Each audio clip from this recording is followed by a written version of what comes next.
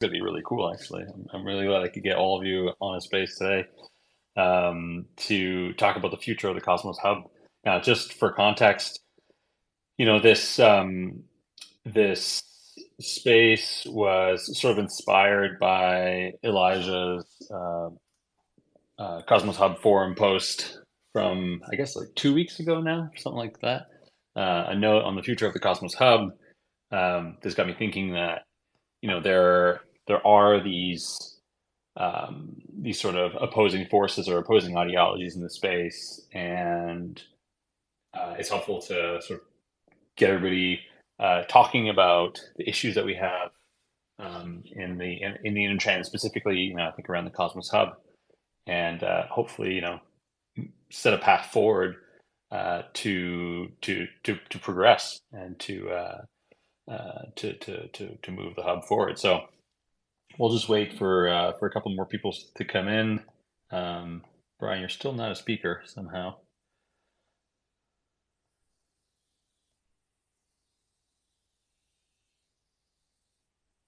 Well, that's not working. Maybe try requesting to speak again, Brian.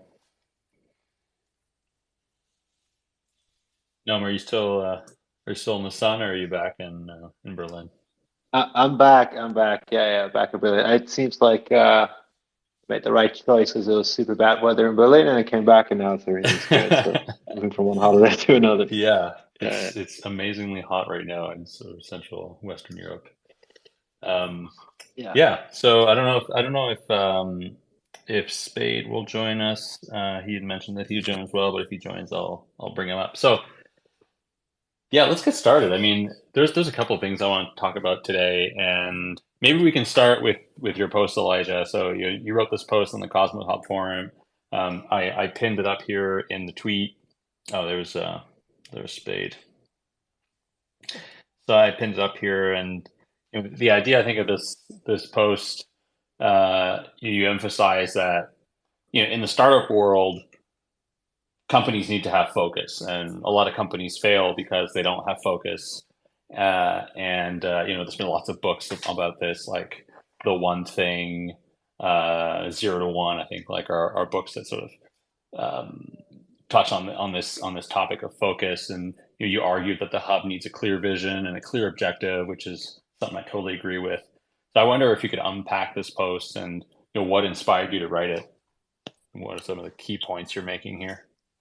Yeah, sure. So I guess like what inspired me is I, yeah, through building in Cosmos, especially within the AZ, around the hub, um, I kept finding that like I was having the same conversations with people over and over again. It's like people like Spade and Effort Capital and some other people, and it seemed like there was this common theme where it was like there's like this group of people who really wants to come up with this next chapter for the hub, right? Like how can we either push for existing visions for the hub or recreate new ones. And before I even like insert my bias on like whether I think it makes sense to strengthen old ones or create new ones, new visions, or strengthen old visions, I think it was just apparent that we were doing neither as a community.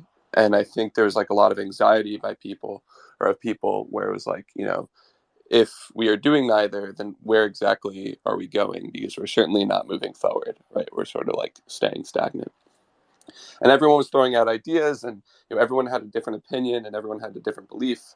And I realized, like, one of my thoughts was, me or whoever going and having 100 different conversations with 100 different people, like, is not like the way to solve it, right? Like, it probably takes a forum post, at least a start where everyone can sort of have their input and start getting engaged and sharing their beliefs. And going through the process of like rough consensus in public, I think is like the important first step to actually like finding that. And so yeah, I mean, none of the ideas were like particularly original. It was just sort of an aggregation of a lot of the conversations that I'd been having and a lot of the stuff I had been reading. And I'm relatively new as well, so I would say like there's a balance between me having fresh eyes, but also me not having like so much context. And so like I've been picking up the context where helpful and figuring things out. So yeah, that's a little bit of the inspiration. Um, And then the rest of the post is like fairly opinionated, and I know different people have different takes on like different interventions proposed. Like I think the way I see it is like I'm not so tribal or religious about any one intervention being the right intervention.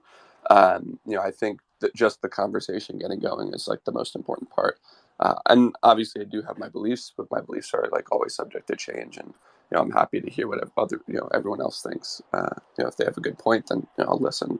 I'm open minded, and so super excited that like we're actually talking about this now in public, and people like Brian and Noam have joined, and who I didn't get to speak to or connect with before writing that post. And it's been awesome too to just see the outreach and get connected with so many people that I wasn't connected with before. So really excited about this conversation.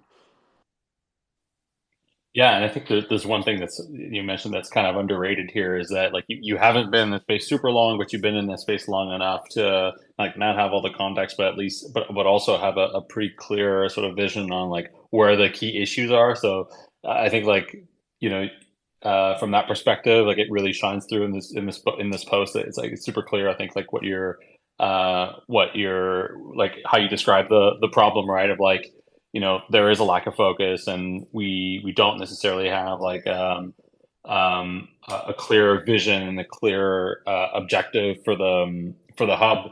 And I think this is something that like lots of people have been talking about in the space for a while, but no one's actually like sort of come out and like written a post about like this is an issue and we need to talk about it. And I think like that's the really important first step to getting to some outcome, right? Like we need to start somewhere. Maybe I can like open it up to the panel now. If any reactions on that on the post, happy to hear those. But also, I'd like to maybe open it up and ask, like, what is in all of your opinion, the state of the hub, and like, what are the biggest wins that we've accomplished in the last couple of years, and like, where are also the biggest fails or the biggest losses that we as a community should reflect on.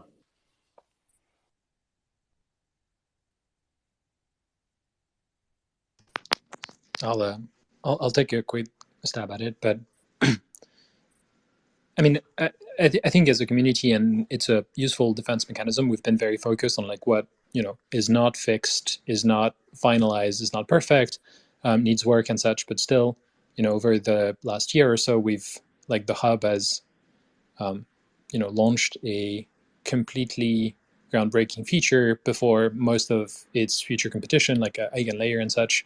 And it works basically. There's already 2 chains running on that, so I think there has been like major like achievements along the way. But like we've focused a lot on what doesn't go right, which is helpful because it helps sort of like identify the issues. What like where I completely agree with Elijah is that sort of leads us to focus on the issues themselves rather than sometimes their cause. And I think the argument that like before we start like trying to tweak these things, we really need to just like understand as a community what exactly is the vision for what the hub wants to be uniquely positioned and best at, because depending on what we settle on, then what we should be doing next can be widely different, right? So like that's probably the conversation that I'm most excited about.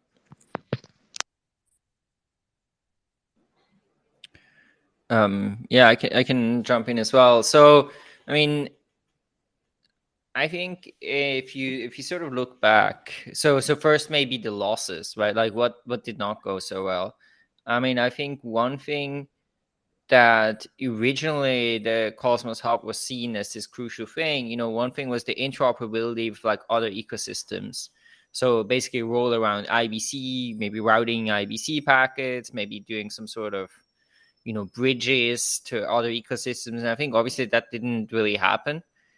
I think because there just wasn't like a team fully focused on that, right? And we had briefly the Gravity bridge for Ethereum, and that was like one thing in this bucket that didn't work. And then of course in the end you've had like project like Axelar that were just fully focused on that, executed better. And maybe this wasn't the role for the hub to play, I don't know, but I think that was one thing. And obviously, for example, Gravity Dex was also something that didn't work out.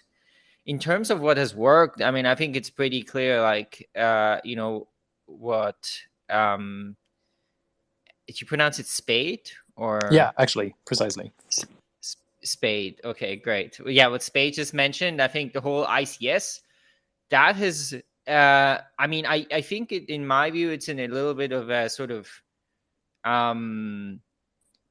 it's in a good state, right? It's in a good state in the sense that, there's really high quality projects that are interested in it and they want to deploy as interchain secured chains, and, it's been done successfully. So I think there's really a lot there already that can be built on. And at the same time, I think what's lacking a little bit is a sort of long-term, more holistic vision of what that should look like. So, we have, for example, at Course One, we've also written some posts around the economics of, so like some issues are, okay, how do you price chains, right? If they now are secured by the Cosmos Hub, like how much does that cost and how is that determined? Like right now, you just have projects sort of propose whatever seems reasonable to them, and then people vote on it, but it doesn't seem like the best approach. And then I think you have challenges like, okay, is this scalable? If validators are kind of forced to validate those changes, is that the right way? So I feel like there's a lot of work that should be done around interchain security to really make it something that can scale to some extent. I guess it's always going to be a question if it's going to scale like ultimately, or like if it could scale to like, I know, dozens of chains, 100 chains, or like who knows. But I think that is the thing where I feel like there's the best product market fit. And it's definitely something where I feel like investment should go in to really improve that, articulate the vision, work out the economics, a lot of processes around it, and where I can see a lot of upside for the hub. Yeah, I couldn't agree more. I think, what's like when you ship such a large sort of like milestone, there's a temptation to sort of like go to the next big thing, right? But actually, what probably produces the best ROI is that now that the hub has launched this new and unique product, it might not be as fashionable and as like interesting in development updates basically, but actually going down on the details and ironing out replicated security so that it works both on the sort of like alignment perspective, on the revenue, on the pricing, on all of these items, whereby we have something that currently works but is like a bit rough on the edges, let's say. There's still some like training wheels mechanisms that are in place currently, like the soft opt-out. There are still concerns about like the sort of like profitability of stuff, and we know that that's a question of time and adoption, but it's also a question of like standardizing, refining the mechanisms, as well as sort of like the social processes and the frameworks for how we think about these things and how we structure these deals extra. And I think like there's a whole lot to be done both on the governance and on the technical side here.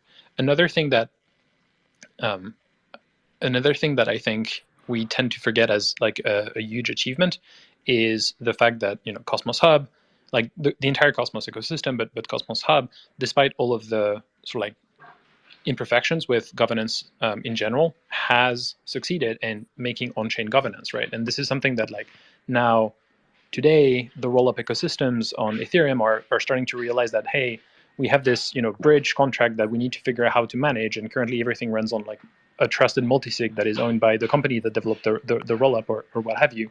And I think a lot of them will eventually find their ways to on-chain governance essentially. And so this is something where security, governance, and potentially money are three things that I think are the unique value propositions and domains of expertise that the Cosmos Hub has, and that I think it should double down on so that it can become sort of like a thought leader, as well as potentially a service provider or what have you, so that it can build businesses around this. Because I think those are three areas where it is uniquely positioned to be ahead of any competition, and where I believe there will be tremendous demand and need in the industry as a whole. Yeah, just to like say something really quickly about outside looking in. If you look back at like the other two things that were mentioned, which were like Gravity Dex and the Gravity Bridge, or the bridge, I think maybe it was in part to not having a focused team on it, like a single team on it. I think that's probably part of the reason. Maybe like another corollary reason that's related to that is what Spade said, which is when you ship a major milestone, there's this desire to like bounce off that success in a bunch of different directions and horizontally scale.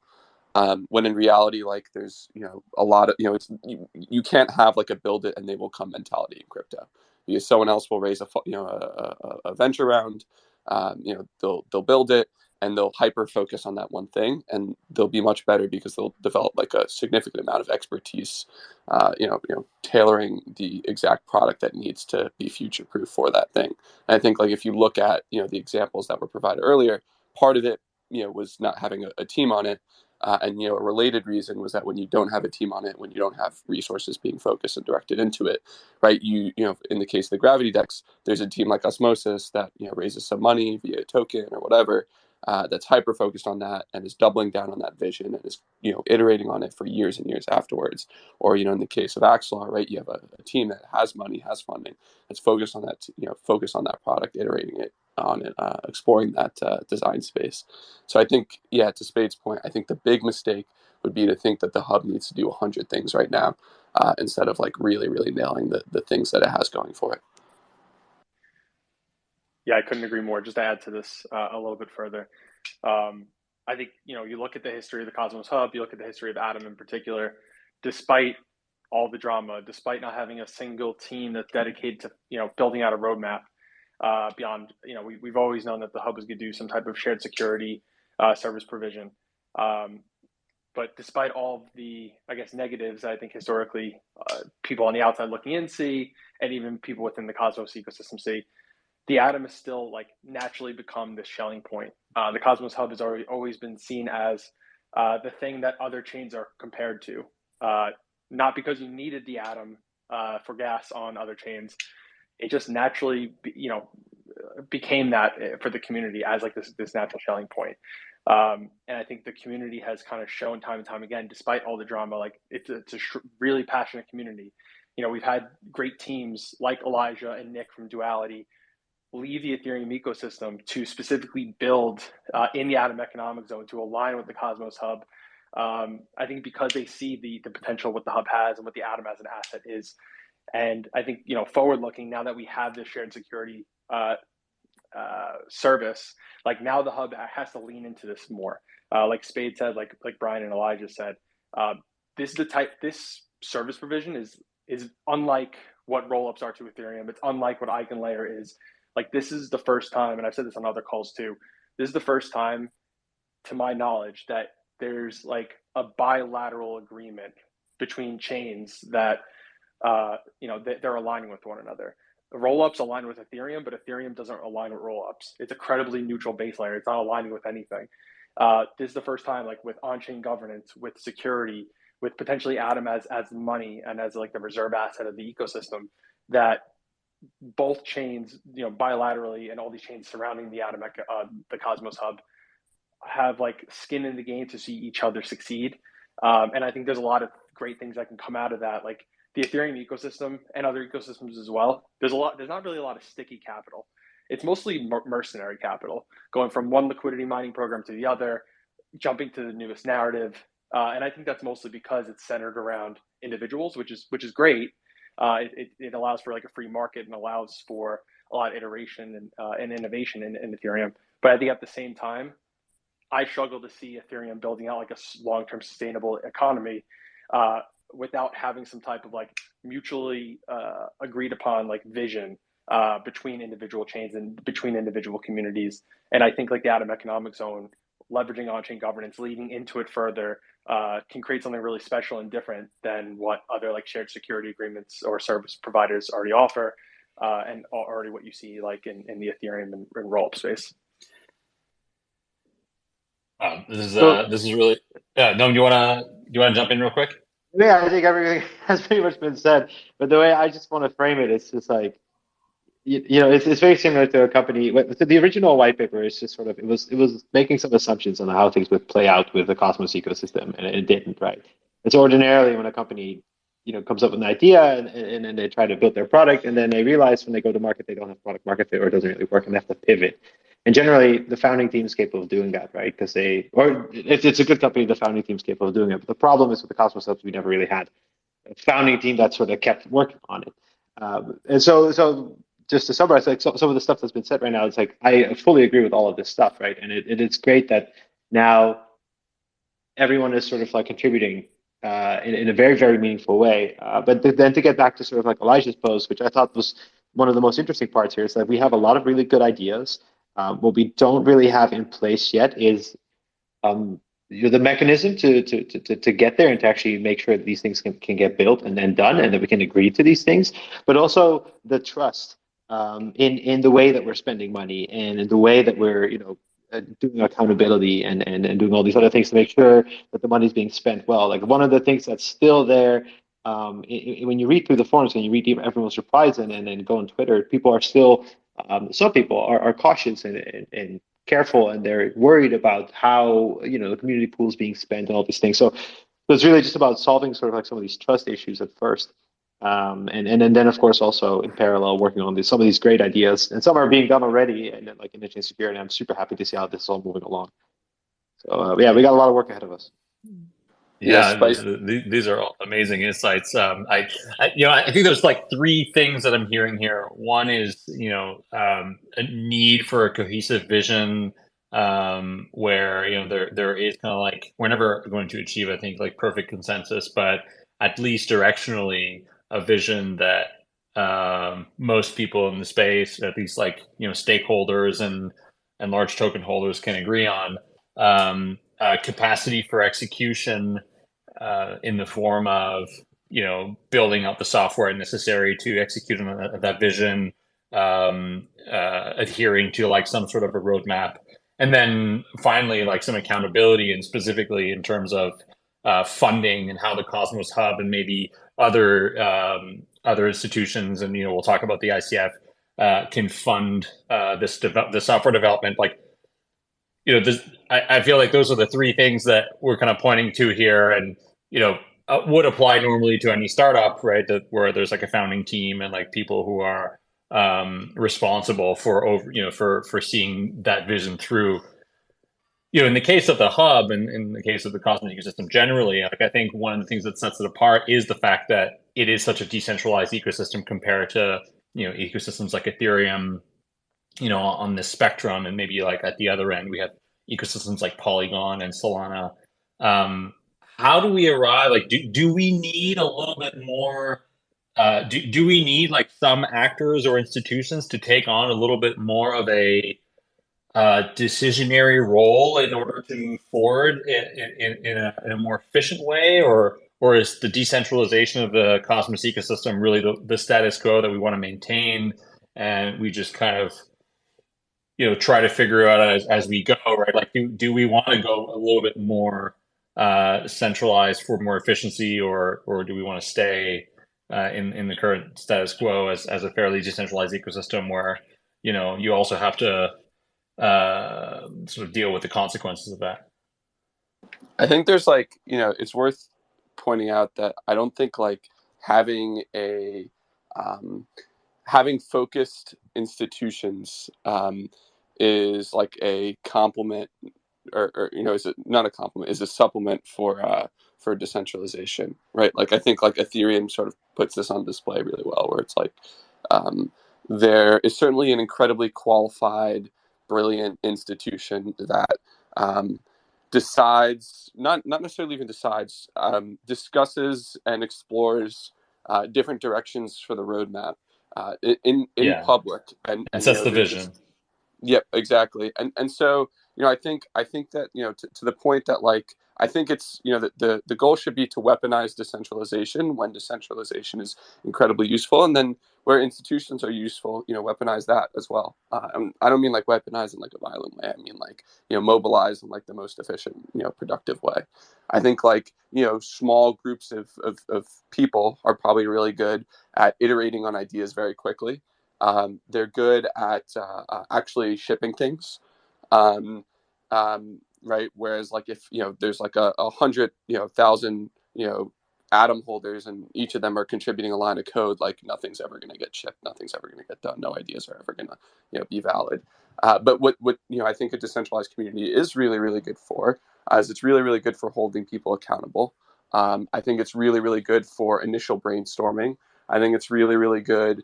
I think it's really, really good in terms of like actually, in terms of growing a mission, right? Like I think the idea, one of the, Ethereum's biggest strengths is the fact that, there's, such social decentralization in terms of, there's people who use, believe in, Ethereum's mission all around the world in all different places. And so in a sense, they have missionaries in every country and, in every continent, et cetera, et cetera. So I think like, we can unpack that and whatever. I don't know if like now is the Twitter space to do it. It probably needs like a whole blog post or a whole Twitter space to really unpack.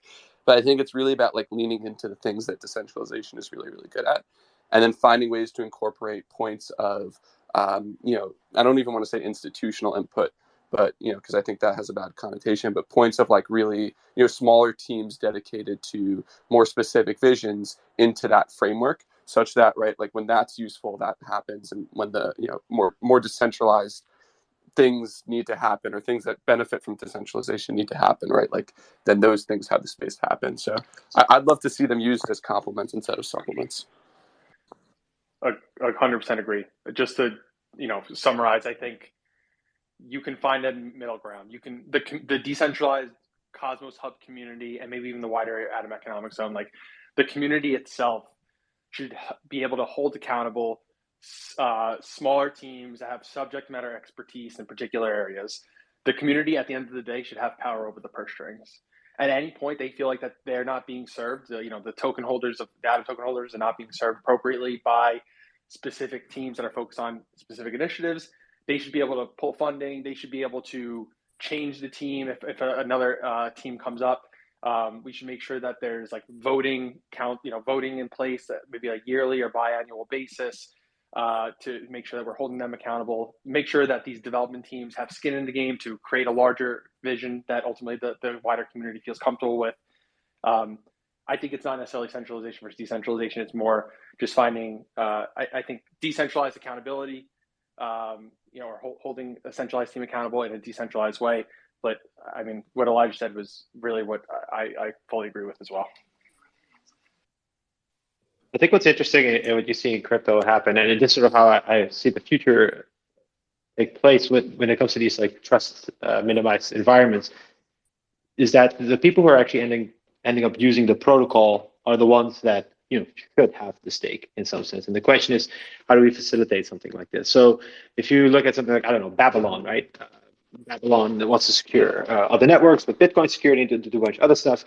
And in my opinion, the people lending that security in some sense are the stakeholders. And so the question is then also for me is like, what is this community that's voting on what's happening? And yes, that's token holders, but who are the token holders? Right now, the stakeholders, the people using the network is relatively small. We have Neutron, we have Stride, and other protocols are building on it. But in a thriving Atom Economic Zone, I expect that to be a large ecosystem of different players. And I think like that, I guess that's also part of what we're thinking about and how to facilitate that is, well, how do we make sure that those stakeholders will actually have a stake in the network? And it's not just, everyone, but also the people who actually, depend on it, like Neutron, for example, they depend on the Atom Hub. So how do we make sure that their voice is heard, potentially through token swaps or whatever, but like, how do we do that? And I think that's a really interesting question because it doesn't necessarily have to be tokens only. And I think that's where committees and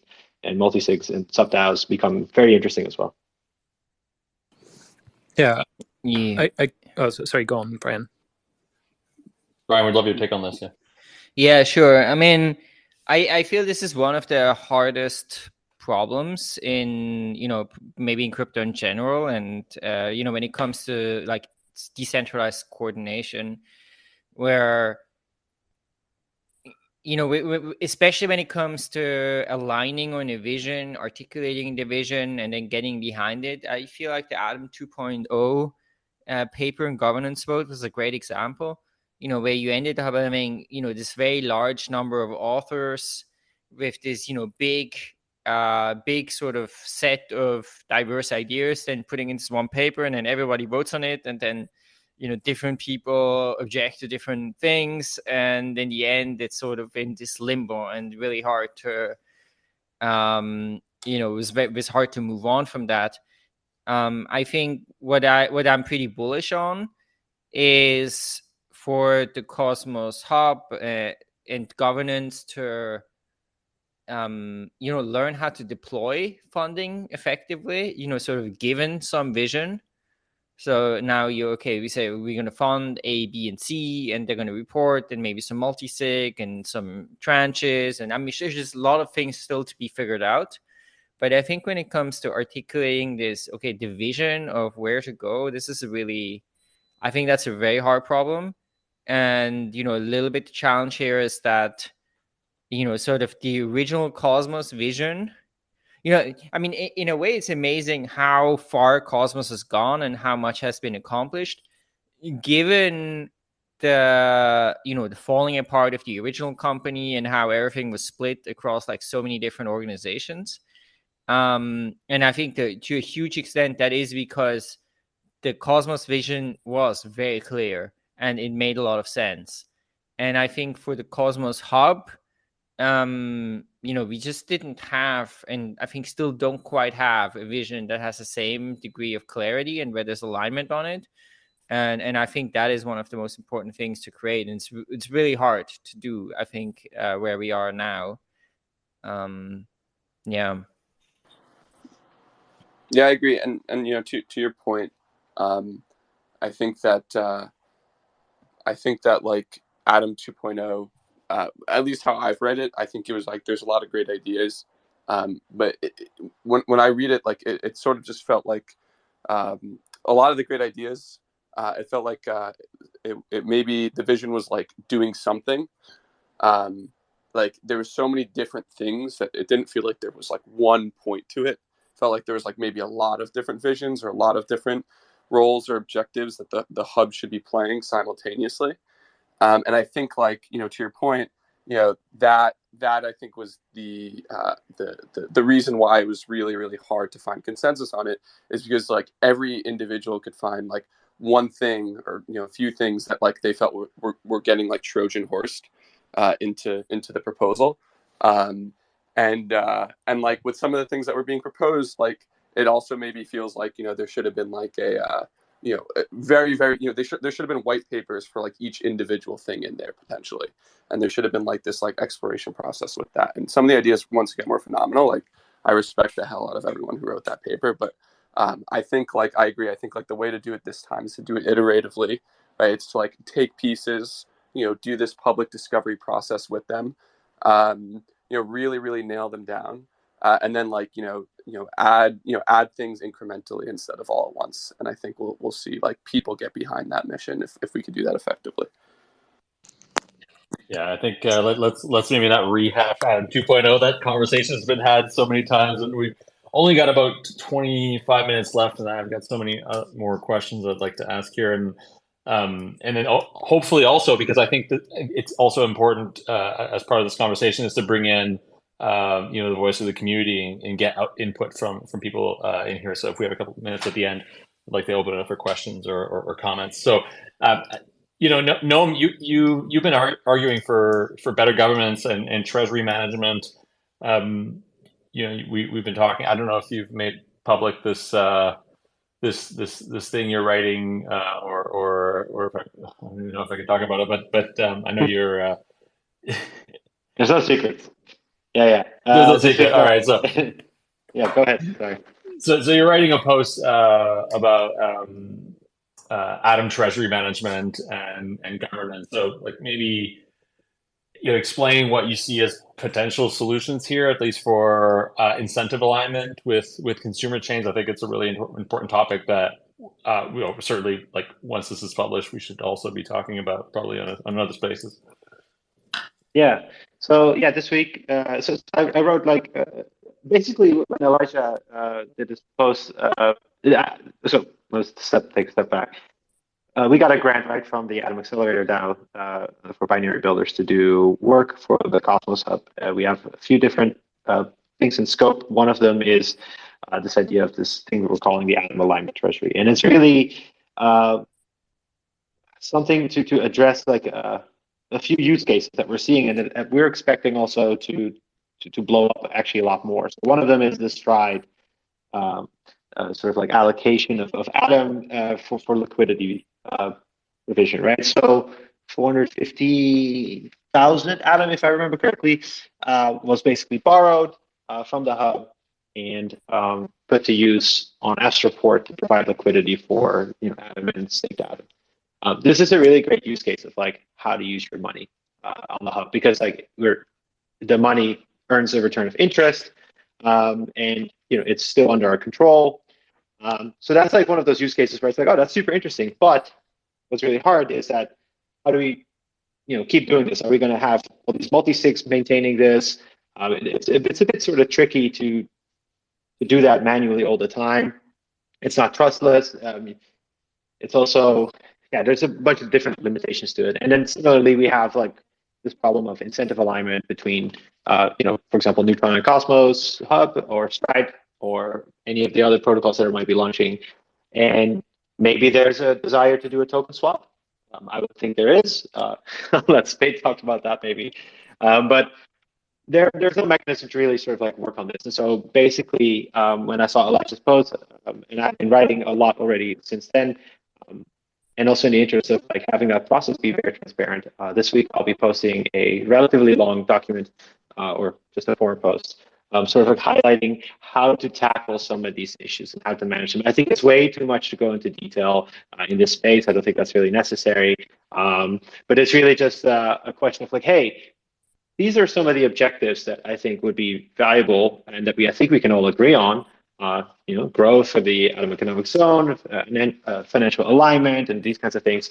And here's a suggestion of how to do that with these and these mechanisms. And here are some decisions that need to be made if we are okay with that, and how to build it. And implementation-wise, I leave it out sort of still relatively high level and stuff. But yeah, that's going to go up this week. Right now, I'm still collecting a little bit of feedback from folks. And, yeah, I don't know how much in detail you want to go into it. It's quite a lot into it. Well, if you're going to put it up this week, then I guess we'll just wait for, because I think it's nearly ready and people can just read it when it comes out. I think maybe the more important conversation is just like, and I'm curious to hear from Spade, like how do you see that? Like incentive alignment and sort of like building strong connections between the hub that are represented in maybe some sort of financial stake. Yeah, definitely. I would love to comment on this because, as someone who's been spending a good the better part of a year and a half or something on this specific problem now, like it feels to me like where we have failed, me personally and members of our team and of our community is like really communicating well about our intentions, where we're coming from, and how we were going to manifest these things. Because like there's this kind of like running theme of like Neutron is not aligned or whatever. And if you look at the history of Neutron, actually, I really don't think that's true, right? I'll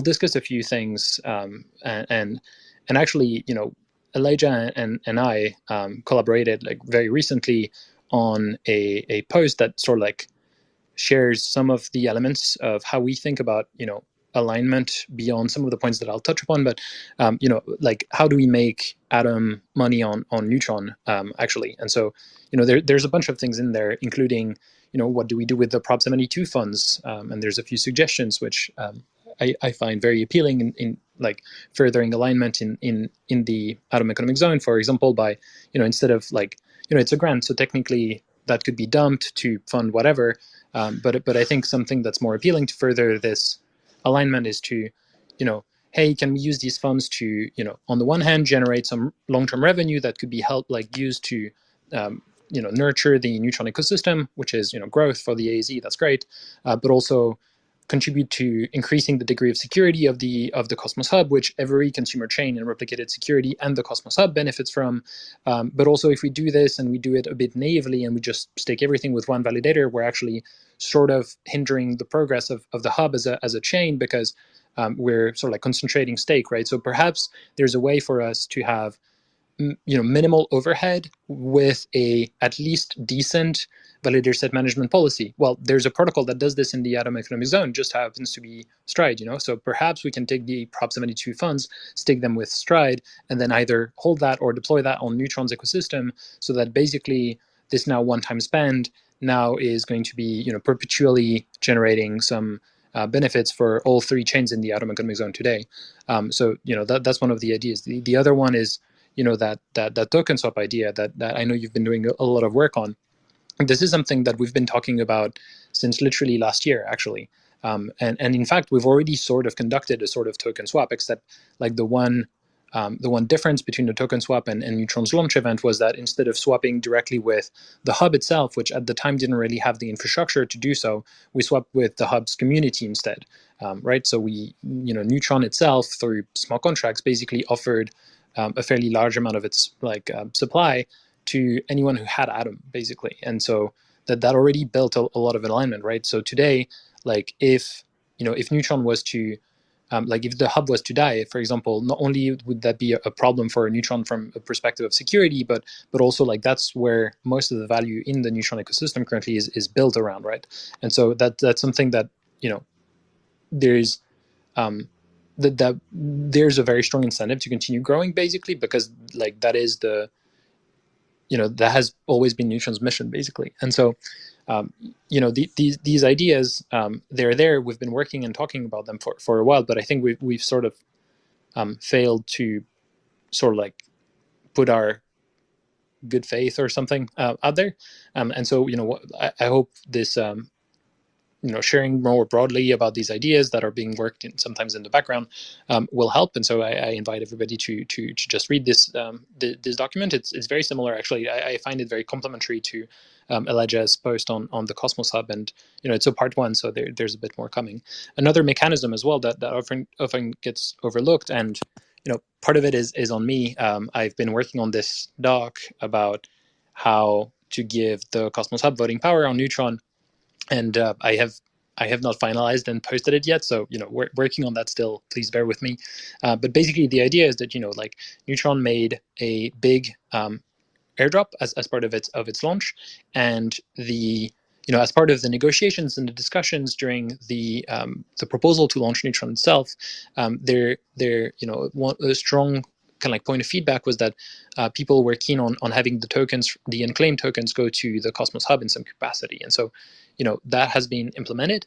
Their infrastructure to do so trustlessly initially didn't exist, and so we proactively went to see the the AEDAO folks to ask them like, hey guys, we would like to sort of like use your address, your multisig address as the sort of like withdrawal address for the unclaimed token, so that even though we'd like to implement a better solution, so that the Cosmos Hub community can have the certainty that whenever these tokens are clawed back, they are clawed back to something that is at least very, very closely aligned with the Cosmos rep, right? Now, as I said, like there is a better solution than just relying on multisig that can be implemented for this. And in fact, we've been working on it for quite a while now, and we're hoping to ship something soon. But before we sort of like finalize this, we want to make sure that this is actually something that the Hub community wants, because there's multiple ways that these tokens could end up, right? They're basically owned by the Hub, but like how does the Hub want to have them, right? One solution is to just send them to the community pool. That's fine, and that is kind of like a exposure, sort of like a bet on the directionality of Neutron. I think that's a great use case, but potentially there can be that can be true while also providing more like deeper alignment than just like financial incentives in the success of the project, right?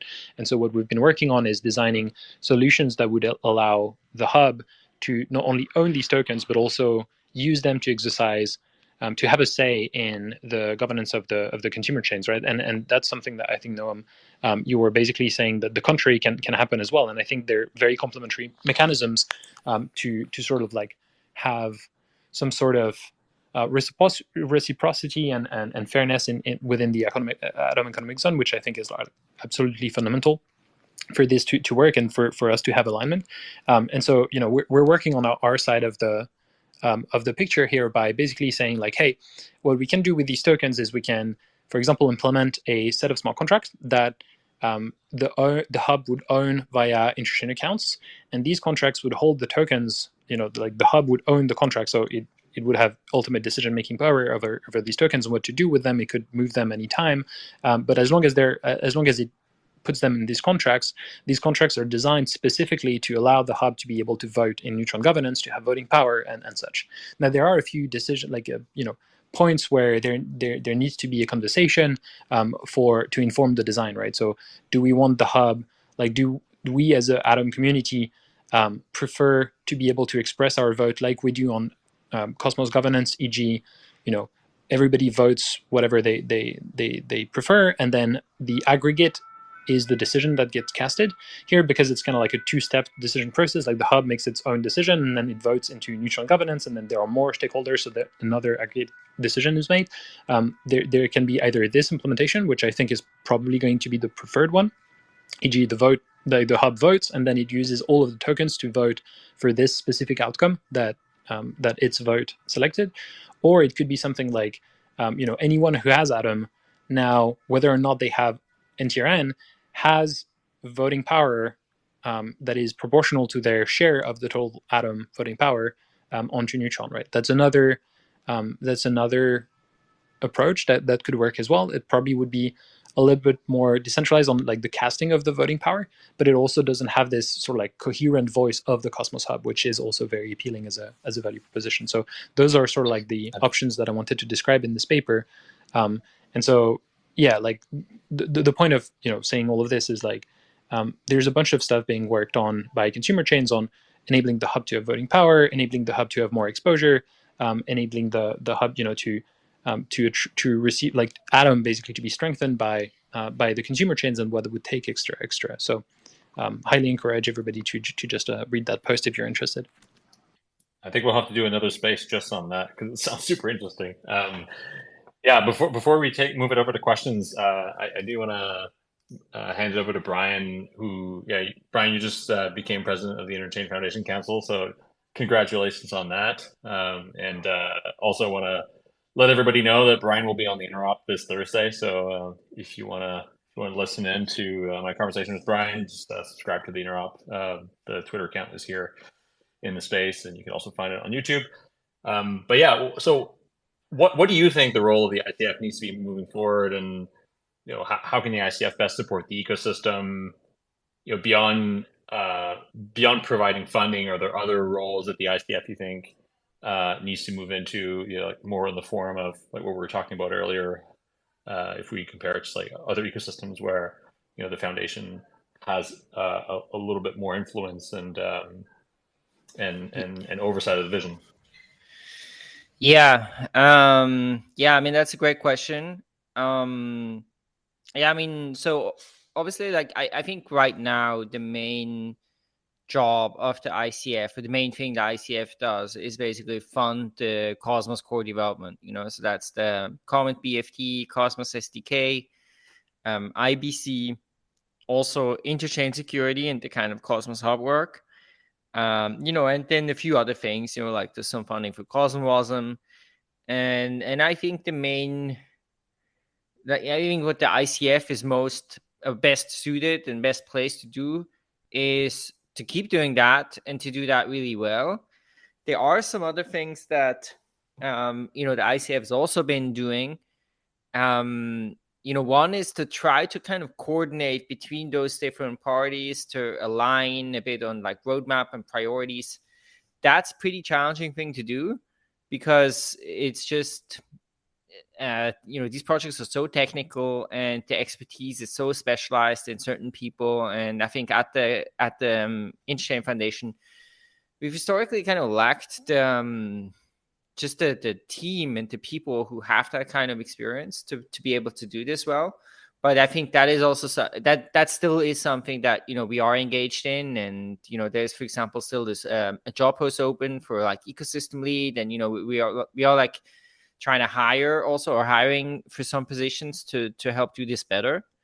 And then I think there are some other things. So for example, we are planning to relaunch a grant program so that anyone coming into the Cosmos ecosystem can apply for some funding and kind of get it from the ICF. So that's something we plan to open again last year. At some point in the past, the ICF was doing this too. Now, when it comes to of course, in some other ways, the ICF has very much been standing back. For example, ICF has never voted in governance on any Cosmos Hub thing. And the ICF also, for example, if you looked at the Atom 2.0 white paper, okay, I think it included some authors, maybe that, certainly some of them got funding from the ICF for their work. And I think some were more closely associated, but, it wasn't something that was driven by the ICF. And I don't think the ICF is really in the right position to try to, drive the Cosmos Hub vision.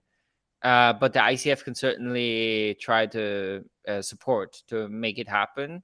And and I think just provide a lot of security, stability, long-term growth for all of these core software stacks that they're seeing a ton of adoption. But who knows, maybe this can evolve a little bit in the future, but I would say it's not really the focus right now. I think right now at the ICF, the focus is one, on extending the Foundation Council to include some others to join the board, which I think is very important.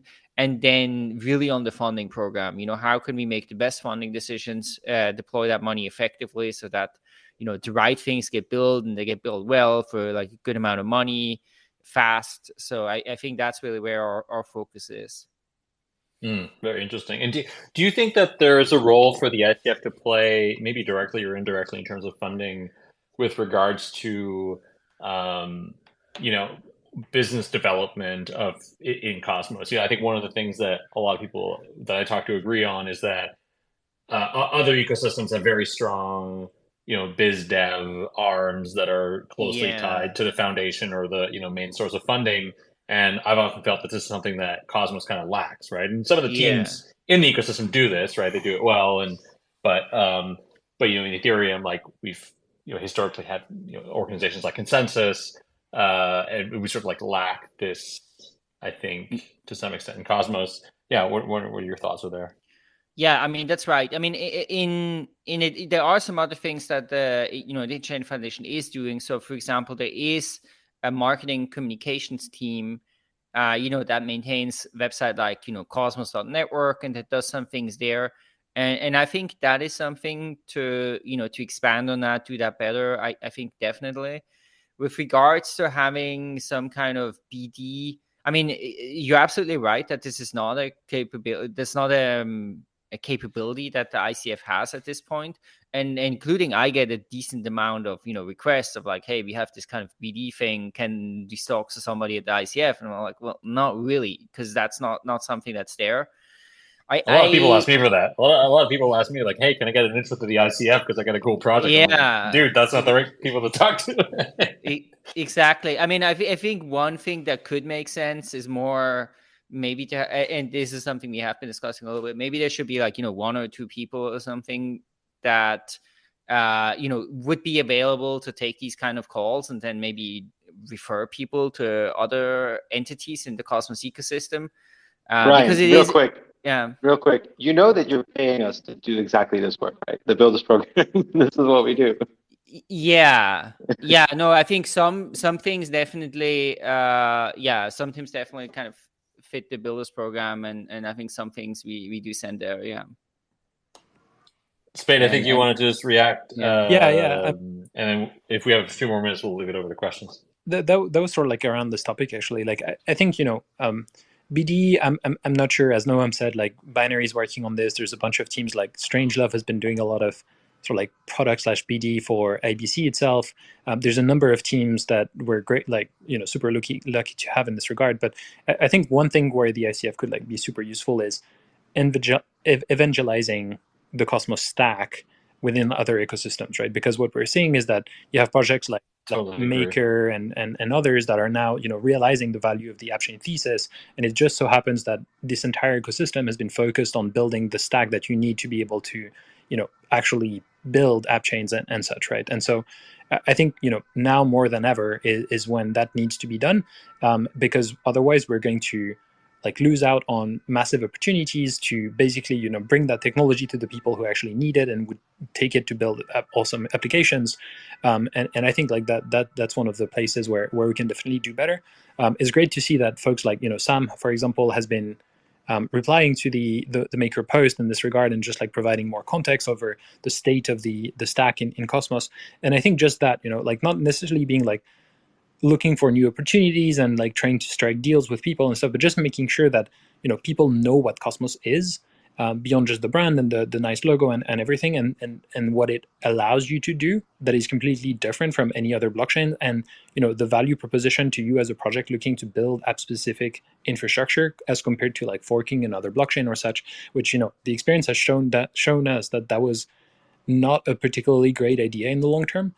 So I think that's probably one of the ways that there's probably like low hanging fruits in this regard where we can do better as an ecosystem, and I'm sure that the ICF can certainly have a place in this regard. Yeah, we got to chill the tech. I mean, like, I think, like, yeah, if not the ICF, maybe like some other organizations, but I feel like shilling the tech to projects because there's so much interest, I think, right now in Cosmos, and in some ways, like Brian mentioned, like a little bit of um, like difficulty for people coming into the ecosystem who are like legitimately interested in building with Cosmos Tech to find the right partners and find the right people to be talking to. And like in a lot of ways, the ICF maybe isn't that ecosystem participant, but having someone at the ICF there who can kind of like give these projects a bird's eye view of the ecosystem. Like, okay, here are the people who are working on that. You want to talk to them about this. Like, here are the people who are working on that. Like, if you have questions about that, you should be talking to these people. I think that would be immensely valuable. And then like those ecosystem participants to whom the ICF redirects to, I think would be great evangelists to just shill the strength of the tech. So yeah, that's a great idea. Can I just say something maybe a little bit controversial? I don't mean to be too much of like a provocateur here, but like I think I was the first person on Twitter, not the first person, but I was one of the first people to say like, wow, this is just like a validation for the app chain thesis. When MakerDAO made that announcement, but MakerDAO has been announcing their intention to explore app chains for like a really long time now. And I think it's like a massive failure on our part as a community that like as soon as they announced that intention, we did not send over representatives to be on top of the ball and actually make that happen. And I do think the ICF should be that foundation that spearheads those kinds of things. I think it's my understanding of the ICF is that like it was it has an incredibly large amount of funding compared to other funding bodies in the Cosmos. And a lot of that funding has come from Cosmos Hub, Adam in particular. And I think if there's a commitment of the ICF to fund a number of public goods that are benefiting the entire ecosystem, it should also take on the role as the shepherd, as like what I believe to be the most reputable organization to try to bring in large teams like that. To actually use this technology, this public good funding, or these public good funded technologies, or funded technologies to be public goods. I don't know. There's a word scramble here. That they're the ones responsible for creating and initiating. I don't think anyone else is better positioned. I don't think anyone else is as well resourced. I don't think anyone else has the domain expertise and level of professionalism that they have, and actually being able to do that. And I think like seeing more of that in the future when there's the next maker, or if this is maker, if this is it, whatever, that like at least we know that like we're giving our best shot. And not to say anything about Brian or anyone, like obviously you're an incredibly intelligent person. Like really enjoyed hearing you speak, and I don't mean this in like a malicious way whatsoever. I just think that like it was a pretty massive failure of like the ecosystem as a whole, and it's not the fault of the ICF because this wasn't like a defined role of the ICF. But moving forward, I think like we should be 100% on top of the ball there. It's the same way like if you're a startup, right? Just from like being having operated in like a much smaller lower resource setting for a little bit. Anytime there's even like the slightest smell of like a lead or something that was like potentially going to be big for us, like we tripled down on it in like such a big way, because like you sort of have to do that when you haven't found product market fit and you haven't like established a mode. And yeah. So anyways, just sorry, don't mean to be like provocative, but yeah. Yeah, just wanted to jump in really quick. I think not even just what Elijah said. I think the community, the interchain community as a whole, there's just confusion about who should fund what. So like the MintScan proposal, it's not even a proposal yet, but it's on the forums right now.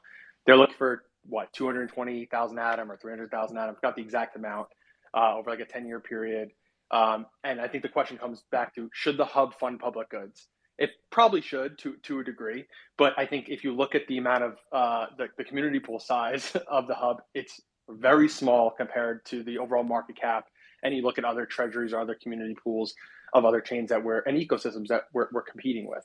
And I think it comes down to like, we want to make sure that if the ICF is setting up a grants program, that's great. Let's just make sure that the mandate of that grants program under the ICF doesn't step on the toes of other grants programs, the interchain. We want to make sure that teams aren't getting double funded. I think there just needs to be overall clarification on like where the ICF stands and funding certain initiatives, BD perspective. Like, should the hub be funding YouTube videos? Like, I don't know the answer to that. I don't want to say yes, no, or maybe so. I think there's just overall confusion about where builders and community members like should go to for funding for certain things. Brian, do you want to respond to that real quick? Yeah. We'll go to questions. Yeah, I mean, I guess first, I appreciate you guys sharing your thoughts. I mean, I do agree that I think the kind of evangelizing of the Cosmos stack and evangelizing of Cosmos as, the best platform to build your sovereign app chain on is something that, maybe doing like a little bit, but not well. And I think that's definitely an area to invest in. So I'm in agreement with that. Yeah, I mean, in terms of funding, I think the ICF has done like an okay job at managing its treasury given the market cycles, but it was still the case that we've had budget reductions from this year to last year, and we're going to reduce it again next year.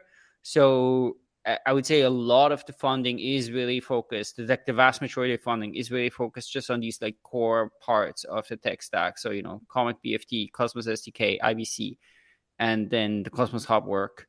And so I think there is that's really where the ICF has been focusing on. And so I think it's great if, the community pool takes on lots of other things like, partnership, marketing, content. That has been happening to some extent as well. Great, thanks. Just to give some context, or just also here, because we are working on like something that has been missing for a very long time, which was really surprising, is that we had never had a pitch deck for the Cosmos or the interchain stack. There was never a pitch deck for IBC, right? There's nobody chasing DeFi Llama right now, for example, making sure that IBC is there being listed as one of the bridges, for example, like all the bridges are listed there. So just to give people a sense that it's not that nothing is happening. It's like we do get funding to do some of this work, and we are chasing DeFi Llama right now to get this out there, and we are trying to create a hit list of projects to actively do outreach and basically do sales for the Cosmos stack, something that we're doing with the Builders program, and hoping to do more next year. We're writing a growth roadmap also, where we're trying to tackle some of these biggest issues. But why aren't there market makers in this space? Why are VCs not showing up?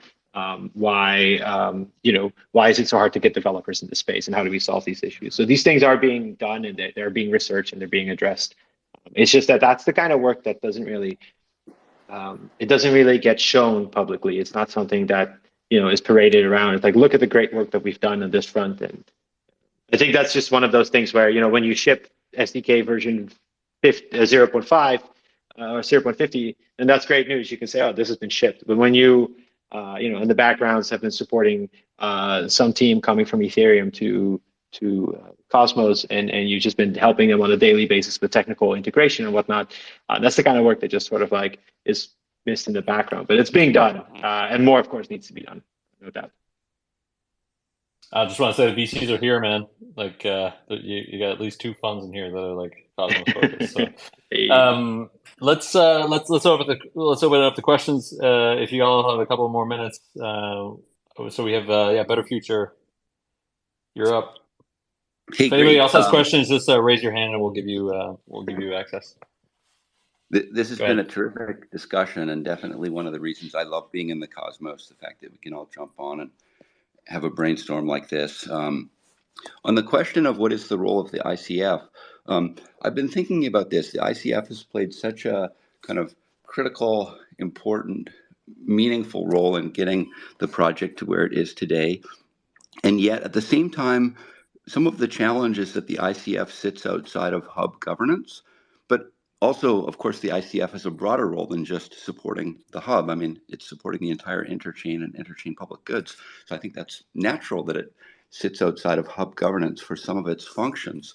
But I think we're at this awkward but also exciting moment where the project has, to an extent been so successful that we've achieved community sovereignty, where we have a community kind of starting to be capable of, leading, decision making for the project with, a proposal system and, kind of democratic voting on proposals that really is maybe more efficient and more frictionless than any nation state-based kind of voting system. Like, we're running votes weekly and large numbers of people participating, and no question about kind of the trust. Like, it's really quite remarkable, and maybe even that's a killer app or kind of a killer accomplishment of the Cosmos stack. But the fact that we have these tools to have kind of community participation and decision making, I think it leads to a natural shift to wanting to, have the on-chain governance as the dominant or the driving system of governance for the project, which then gets into things like vision and accountability and so forth. And then the question of how does the ICF fit into that? I haven't really thought it through, but maybe if there was a way for the ICF, for part of its role, like the part of the role that contributes to the hub, to subject itself voluntarily to the on-chain governance, system that's emerging. Again, I have no idea how that would work. Could the ICF have a sub-DAO that for the functions of the work that the ICF supports related to the hub would kind of run through the sub-DAO and be respectful of kind of the community governance system? So that's kind of one thought. Maybe a tangential thought would be, it seems to be the case that the governance of the project as it's evolving is kind of tending towards this sub-DAO model. There was I can't remember who mentioned it a week or two ago, but there's kind of this spectrum on the one hand of like projects that are 100% community led, and you have chaos and no leadership and no teams and nothing gets done. And then on the other extreme, you have kind of very strong foundation led projects like the Ethereum foundation. And as long as the foundation is a benevolent dictator, you kind of have a very good experience. But if you get a Mussolini or a Hitler kind of in the crypto context, like a bad dictator, it doesn't matter if it's a nation state or a crypto project. Like, rugs and frauds and poor coordinate, like it can just go very bad very quickly. So Ethereum was, I guess, lucky in that they had a kind of a benevolent foundation, and the ICF has also been a benevolent foundation. I think in the Cosmos, there's kind of this intermediate place where we're starting to flirt with this sub-DAO concept, where it's 4 or 5 or 6 different sub-DAOs that would be community elected. They're domain-specific teams. One can do grants, one can do BD, one can lead interchain affairs, marketing, content. you have the benefit of competence within teams to do very kind of focused kind of work on behalf of the community. Being part of AADAO for the last year, I'm seeing a couple of challenges with this model, like things that we need to tweak to actually make it work. One, there's no coordination between the sub-DAOs. Like they all report to the community pool. You have no CEO, no president, and you end up with 4 or 5 sub teams wanting to contribute to the project. But if a team like AADAO, we're doing the best work we can to kind of live up to our mandate and our promise to the community to find great projects that meet kind of the goals, contributing to the ecosystem, adding value to Atom. But we announce, one of our decisions, and we think we've done a great job in screening and interviews and structuring and assuring kind of accountability with milestones to protect the Hub community. And then we announce it and everyone's surprised, or, people don't understand it, or they don't have the context, or they don't have the situational awareness. And we're doing our best on the transparency side to kind of, get that information out about the choices. But sometimes it lags by a week or 2 or a month until the transparency report comes out. And so this issue of like coordination between sub-DAOs and with the community, it becomes a real challenge. One thought we've been having recently. Sorry, just if you just because I want to be mindful of like if there's other people that have questions. I mean, this is super interesting. But if you had like a conclusion to your thought, or maybe like a question to ask, because we do have like another person who wants. Yeah. You bet. Thank you for helping me to frame it as a question. So as a question, what can we do to make this sub-DAO model kind of work? Do we think it's a good intermediate point between foundation-led and kind of community costs?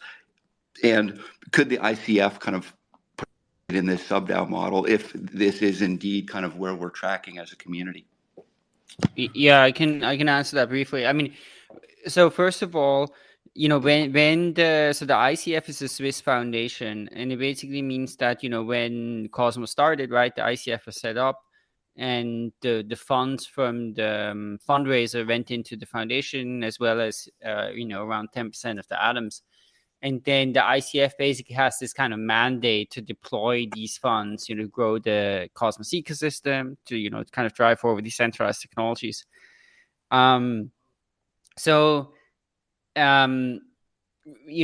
have sort of discussed this also at some point, like, would it make sense to kind of try to put some of the funds under control of some on-chain governance mechanism? I think that's like conceivable, maybe in the future at some point, if this is like working really well, right? If one can have confidence that the funds are going to be used well and effectively, I could imagine that. And I think there's big pros and cons to both, right? To the way that the ICF can do funding as a centralized organization versus like the Cosmos Hub with its on-chain governance mechanism. Both have advantages and disadvantages. I do expect that in the future, the kind of decentralized coordination is going to get more effective, and then maybe this would make sense. But I think at this point, I'm not sure if we're at this at that point, or maybe one could do it for some small experiment. But yeah, I think it's definitely a direction that I'm personally like open to, and I know Bucky is as well. We've definitely talked about this before. So yeah, I think that's conceivable. Just thank you. Yeah, it definitely isn't working perfectly yet. So I think you're right to crawl, walk, run, and there's still a lot of work to do to figure this sub-DAO model out if it can be effective. So thank you. Just very briefly, and I'll try to keep it to just a few sentences, but I think most of the challenges with actually doing this well enough have been identified. MakerDAO and Lido and others have created structures that are pretty good at executing stuff, and the main challenges that they faced is the lack of vision. E.g., you don't have a central coordinating body to actually set that vision. And so I think the challenge is really here, right? For anything for the hub to get better, basically, we first need to set the right vision. Once we have a vision that most stakeholders, e.g., all of the stakers, the validators, the users, the consumer chains, what have you, that use the hub as a technology and as a network, have a rough consensus over a vision, and how to get to that vision is, it's a challenge, admittedly, but once we have the vision, we can then build the infrastructure to allow execution upon that vision, basically. So, let's not put the cart before the horses. We just need to figure out the vision first. On the vision side, there's one thing I'd like to mention here, and also, have this be a call out for for collaboration and support. So at Interop Ventures, we and I guess this has been very much kind of inspired again by Elijah's post and the conversations that came up after it. We've been thinking about organizing, and Noam, we talked about this as well, a sort of Cosmos town hall event during Cosmoverse. The idea here is to have essentially like a full day of conversations, workshops, sort of working sessions where different members of the community can work on different aspects of what we're talking about here, whether it's governance, funding, etc.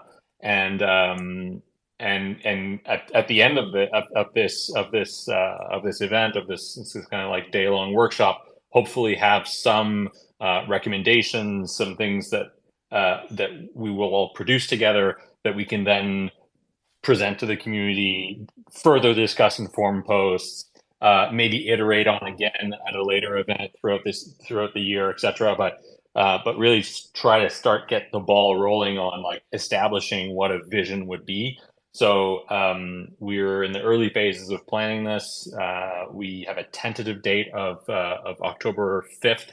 So this is a call out to anybody who's like interested in helping, well, one, just establish the agenda for this. And, you guys here, all the speakers are more than welcome to participate there. And then also helping with planning. And we also need, teams to help with sponsorship and stuff like that. So this is something we really want to try to, help lead and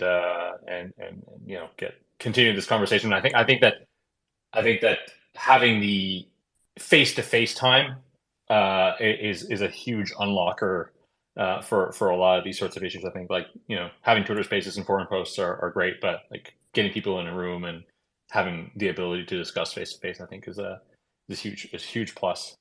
So reach out to me on Twitter or Telegram, and we'll get you guys in a group. Like to also invite Robert B to speak. You had a question or a comment? Thanks, Seb. Hi, everyone. Congrats, Brian, on the new position. I do have a question. What I found with Elijah talking about the Interchain Foundation stewarding the goals and objectives of like IBC, the Cosmos SDK, and so on, to other ecosystems, very interesting and compelling. One thing that does very much concern me here is the distribution of the workload. Let's imagine here we do receive MakerDAO into the ecosystem, and the Interchain Foundation is the leading participant that is, venturing down that path. How would they distribute that workload across many different validator firms that all have their own self-interest in mind? Would it look something like the application program for the Cosmos Hub validator set, delegating? How do we maintain an unbiased system to bring in new communities into the ecosystem? And this question is directed at Brian. Yeah, I mean, that's so. First of all, the ICF does not really have the resources and bandwidth.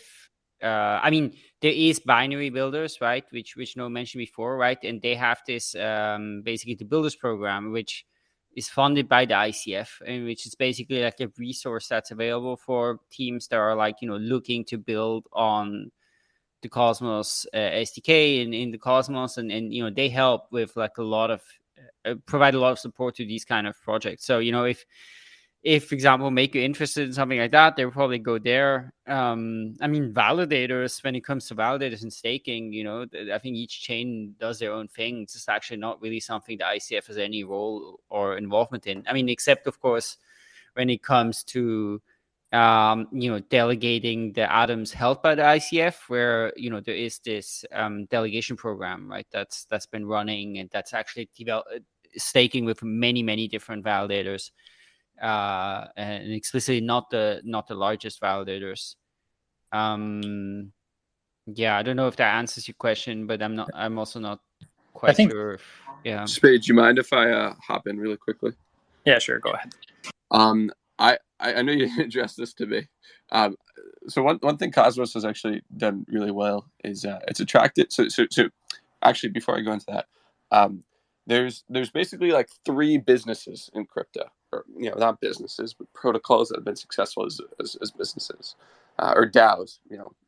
Three successful DAOs so far, or at least like in the era of DeFi. Those 3 DAOs are Lido, MakerDAO, and DYDX, pretty much. Uniswap, not really a DAO.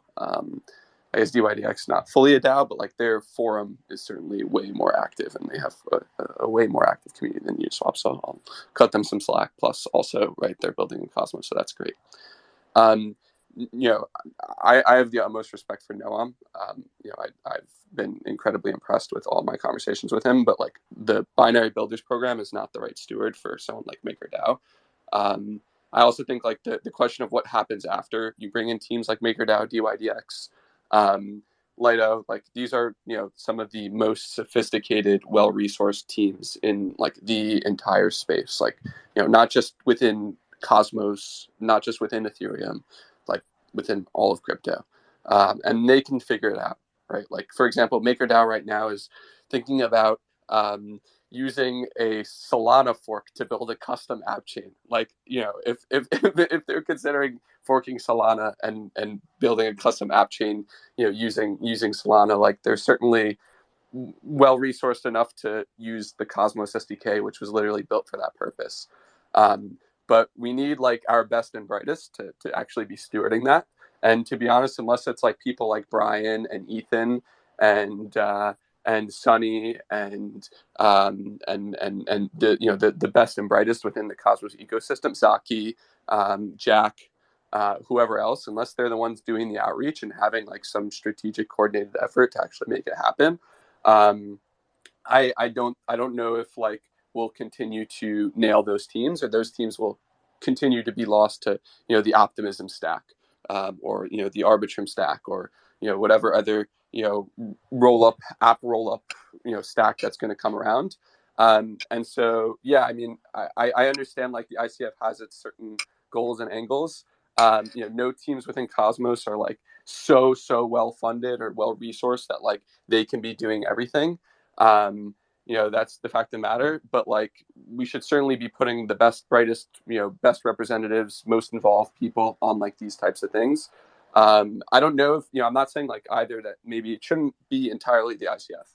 Maybe it should be some combination of like leaders within the ecosystem. Maybe there's like some group chat or forum or whatever where like some of the people who have that personal brand and that like gravitas get together and like identify these ideas. Maybe we hire an intern to like identify the ideas and just send it over to like these types of people. But like it needs to come from the top. It needs to come from the best and the brightest, and it needs to come from the most reputable. And yeah, 100%. The rest will solve itself, though. These teams are amazing. Just one very quick thought on this. I think actually the ICF could do a good enough job by simply doing 2 things. The first one is that evangelization thing, right? Like making sure that people outside of Cosmos know about the stack and what exists and what can be used. And 2, serving as just the, like maintaining one list of who introducing these teams to the right teams for all their needs. Like, okay, you want to work on IBC? Okay, talk to Strangelove. You want to work on X? Talk to this team, right? Like the ICF has these contacts. It just needs to put these teams in touch with the right people to go deeper in these things. And I don't think that necessarily requires the ICF to like build a massive new competency or something. I mean, just a piece of feedback. But I hope that's useful. Thanks. Yeah, the point is like Rune or the Maker DAO is just not going to listen to like Elijah Joe Schmo, who made a Cosmos Hub forum post one time, or like they're not going to like really care. They'll care if it's like the founders and stewards of the ecosystem since day one, and if like they're giving like a really raw and authentic perspective, from having seen the ecosystem grow and what the tooling can do. So yeah, I agree with Spade. I don't think it's like about developing like a massive competency or anything. I think it's just about like representing the ecosystem in a big way. I think a lot of these resources just need to be allocated also to knowing that this is happening, right? So that forum post should have had our attention much sooner, and that is just a question of like, do we have enough, like you were saying, like interns and whomever available to keep an eye on what's happening out there, and then then of course we get the right people to drive those conversations and to close the deal, so to speak. If you want an intern, I'm always free. Okay, good to know. Thanks.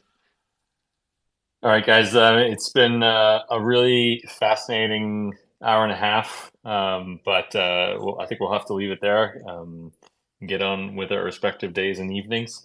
I want to thank everybody for coming on. Noam, Eliza, Spade, Brian, Effort Capital, and also to those who added questions and contributions to this conversation. Hey, this is an important step, I think, to getting us to a place where we can sort of agree on a cohesive vision for the hub.